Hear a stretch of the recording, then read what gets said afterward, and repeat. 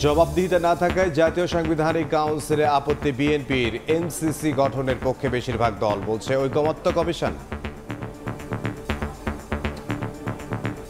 Authority থাকে, পাওয়ার function থাকে, কিন্তু অ্যাকাউন্টেবিলিটি থাকে না।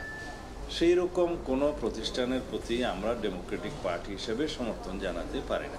আমরা এনসিসির পক্ষে। এনসিসি অত্যন্ত গুরুত্বপূর্ণ একটি বিষয়, এটা ঐক্যমতে আসতে পারি আজকের মধ্যেই, কিন্তু এটা হতাশাজনক যে আমরা আজকে এটা আসতে পারিনি। জবাবদিহিতার ব্যবস্থাটা কাঠামোগতভাবেই তৈরি করা যায়। নির্বাচন হলে গুরুত্ব কমার শঙ্কায় ইউনূস তারেক বৈঠক নিয়ে নাখোশ একটি দল, মন্তব্য মির্জা ফখরুলের। অনেকের পছন্দ হয় নাই, তারপর নির্বাচন হলেই তাদের বিপদ।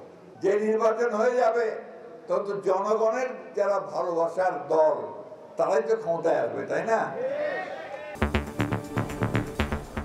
দেখছিলেন প্রধান শিরোনাম। সন্ধ্যার সময়ের সঙ্গে আছি আমি জিন্নাত আরা যশোয়া এবং আমি ইমদাদুল হক।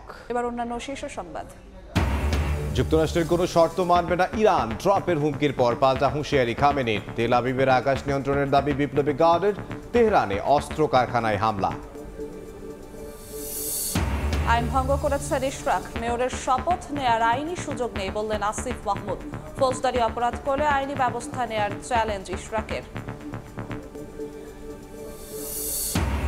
হাসিনা জয়ের বিরুদ্ধে রূপপুরে বিদ্যুৎ কেন্দ্র নির্মাণে 1000 কোটি টাকা লোপাটের অভিযোগ। গণপূর্তি চিঠি দুদকের। দুর্নীতির অভিযোগে করিমুল্লাহ সহ 5 জনের বিরুদ্ধে মামলা।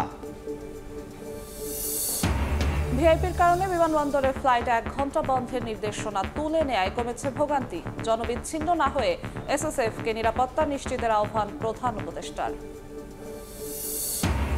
এবং ভারী বৃষ্টিতে চট্টগ্রাম ও খুলনায় জলাবদ্ধতা, চরম দুর্ভোগে নগরবাসী। পার্বত্য অঞ্চলে পাহাড় ধসের শঙ্কা। 22 জুন পর্যন্ত বৃষ্টিপাত অব্যাহত থাকার পূর্বাভাস।